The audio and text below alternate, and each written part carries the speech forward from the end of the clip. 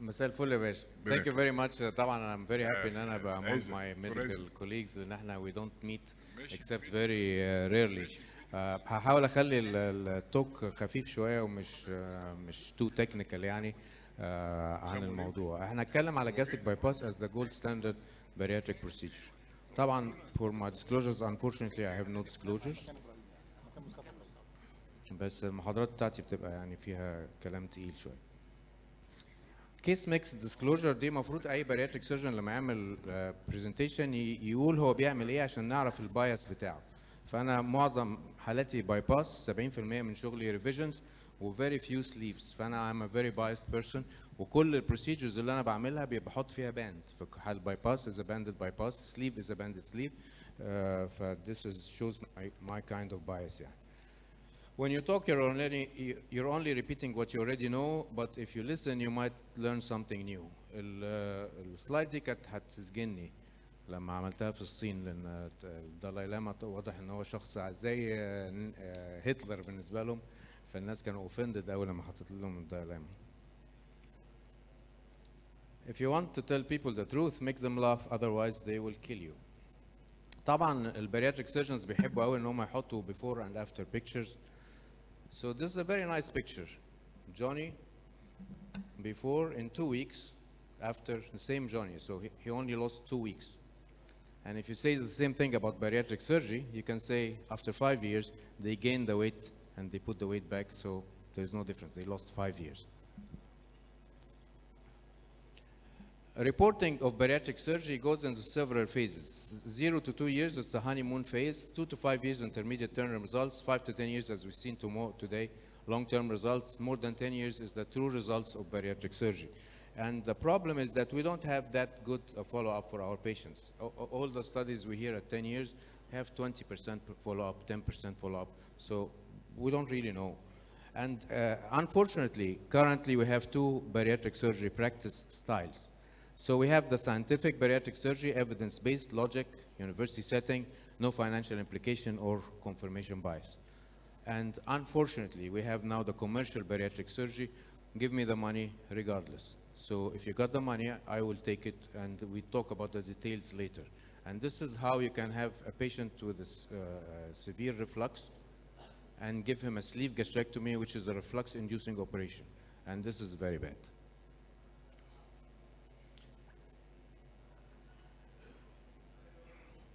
So 90% of the commercial bariatric surgery is 90% of the practice nowadays, but the voice of the majority has no proof of justice. And you know, the perfect deception with the birth of commercial bariatric surgery happened is when you have an easy procedure with a short-term success, and on the long term, who cares? And if you have failures, just blame it on the patient. So you tell the patient you didn't change, you didn't do the behavioral work that you need to do, which is not fair, because you give the patient an operation, give them restriction, and then 2 years, 3 years later, the restriction goes away, and instead of blaming yourself of having an operation that is lost, you're blaming the patient.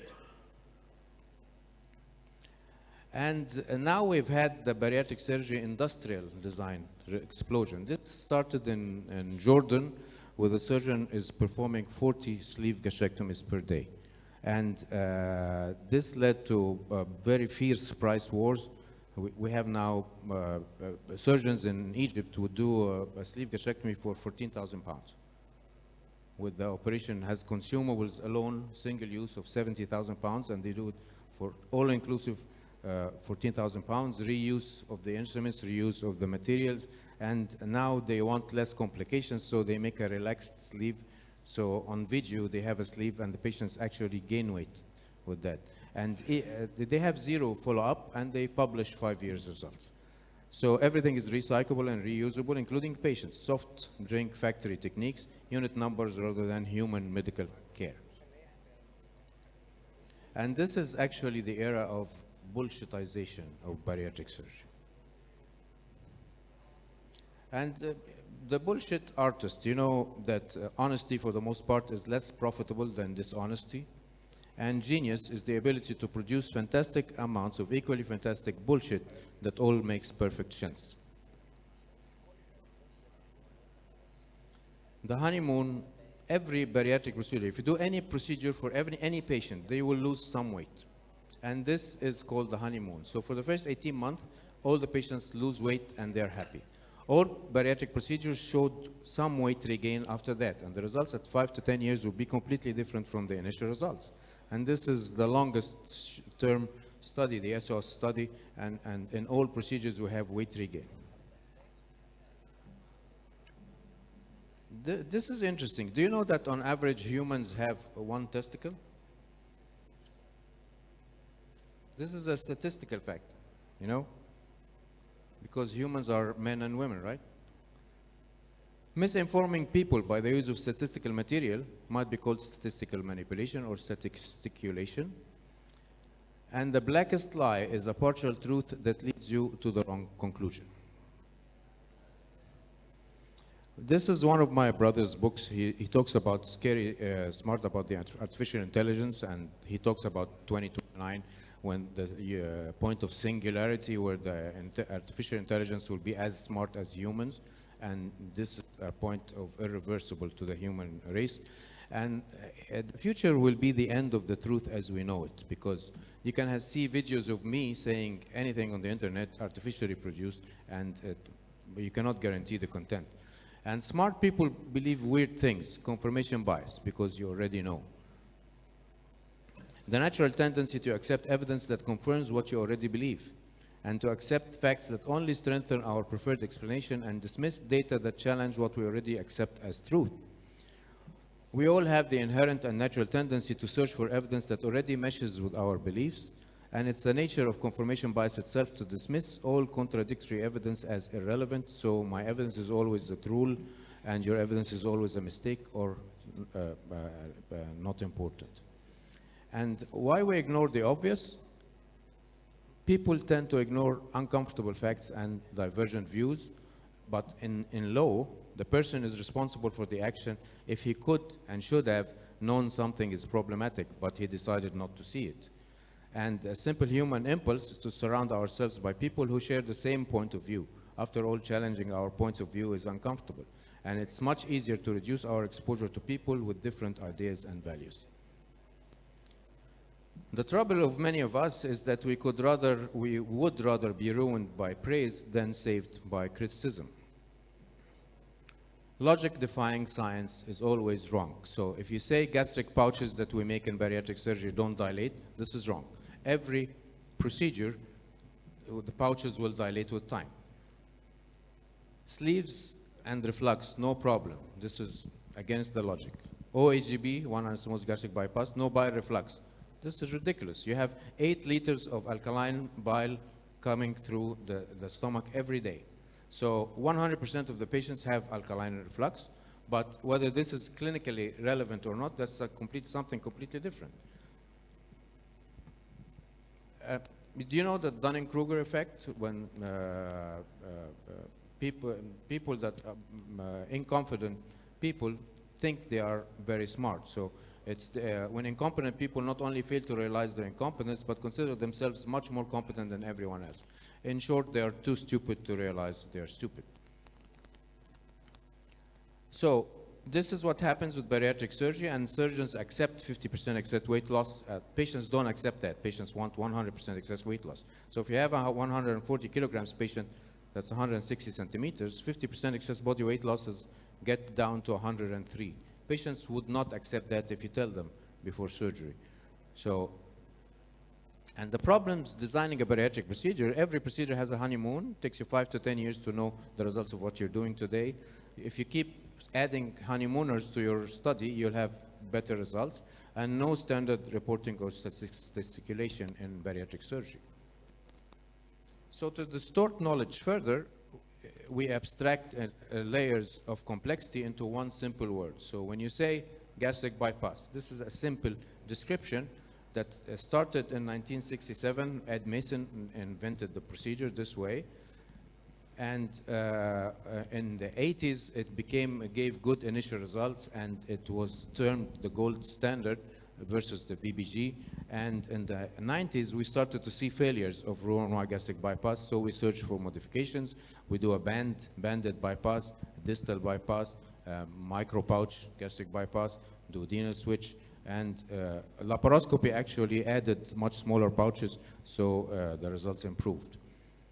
So what's a Roux-en-Y gastric bypass? It's a restrictive bariatric procedure with claimed malabsorptive and hormonal effects that is performed with infinite technical combinations and variations, extremely variable outcomes, and it's called the gold standard bariatric procedure by Harvey Sugarman. So these are the types of Roux-en-Y gastric bypass. So you have a proximal, a distal Roux-en-Y gastric bypass, a banded gastric bypass, and a one anastomosis gastric bypass. And as you see here, it used to be called the mini gastric bypass. So this is the difference in anatomy that is produced by the Roux-en-Y versus Siemens. So what are the variables involved in for performing a gastric bypass? Many variables. Pouch size, stoma size, whether you enforce the pouch or not, the length of the alimentary limb, the length of the BP limb, and the length of the common channel. And also if you do a Roux-en-Y versus omega. We hear so many false statements about Roux-en-Y gastric bypass. So because Roux-en-Y gastric bypass needs vitamins for life. This is for every bariatric procedure. It's not for Roux-en-Y. If you do a sleeve, if you do application, if you do any bariatric procedure, you need to take vitamins for life. Gastric bypass causes severe malabsorption, and patients can eat only what they want, but the diarrhea will fix the problem. This is also not true.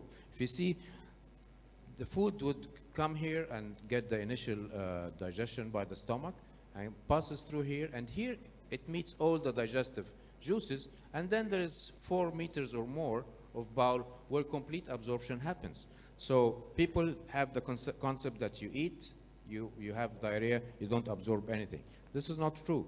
Mini gastric bypass, this is a term that was called by Rutledge, who invented the procedure, to commercialize the procedure.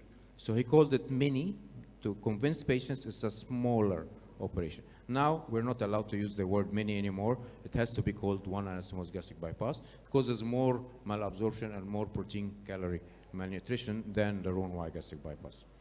And people with the bypass are always sick and not healthy after gastric bypass. This is not true at all.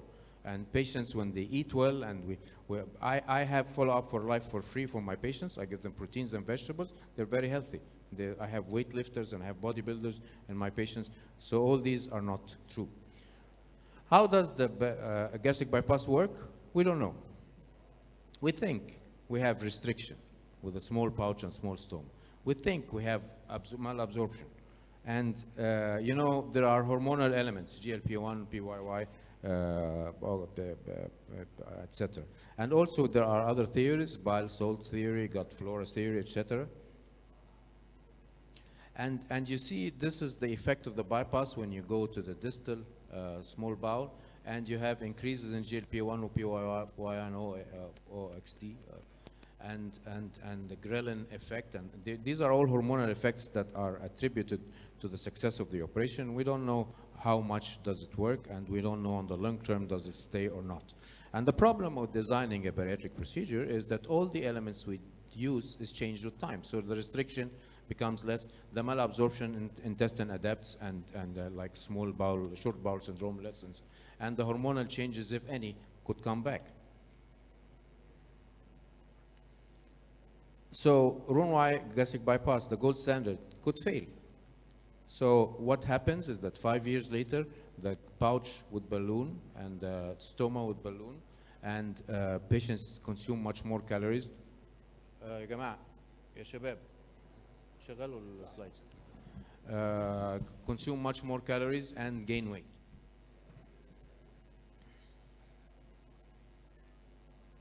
Okay. So we sometimes add a band to the bypass. Why? To prevent this dilatation.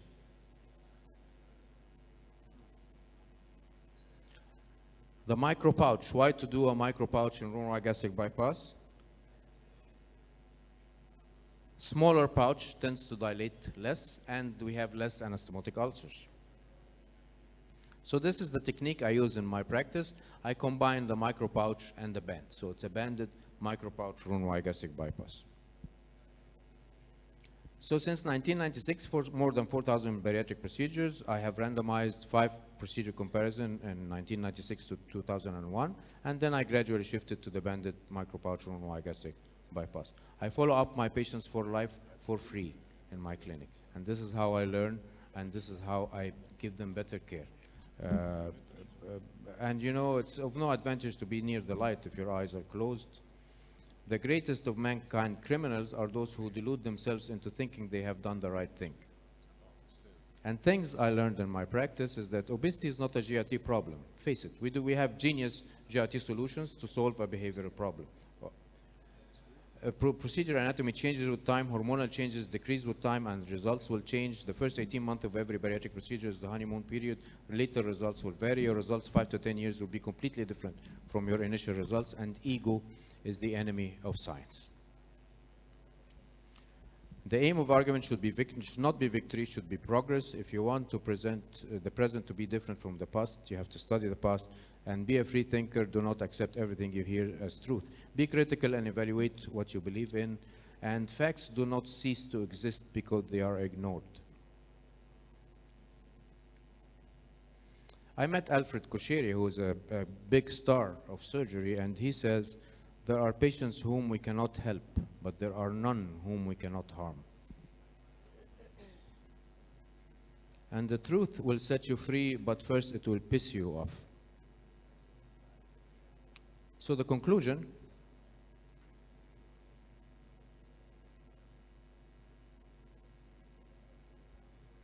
not all gastric bypasses are the same. In our experience, banded micropouch Roux-en-Y gastric bypass gave the best short and long-term outcomes.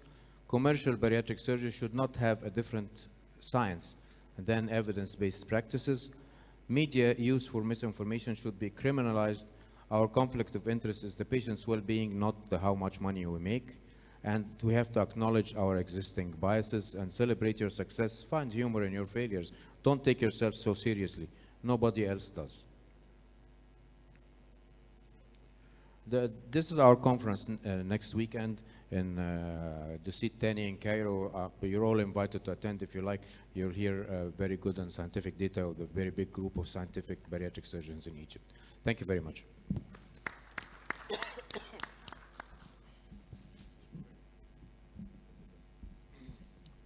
شكرا دكتور خالد بيه. طبعا after 30 years experience for you and your team in this bariatric surgery, what's your opinion? What's the percentage of yes and percentage of no to perform the surgery? يعني thank you very much. Sorry طبعا أنا exceeded the time. No is becoming more common.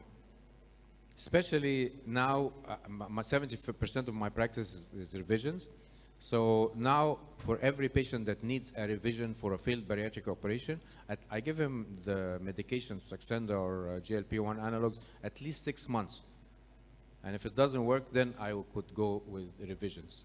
For the primary procedures, if I have a patient that has a severe reflux and he insists on sleeve gastrectomy because he's misinformed about the benefits of sleeve gastrectomy, I will not do the operation. So if he has a reflux, I will give him a reflux-inducing operation. To me, when I did this, because I'm a misinformed human being. So yeah, there are many times now that we say no. Thanks, Professor Khaled Gawdat. Any question from the floor?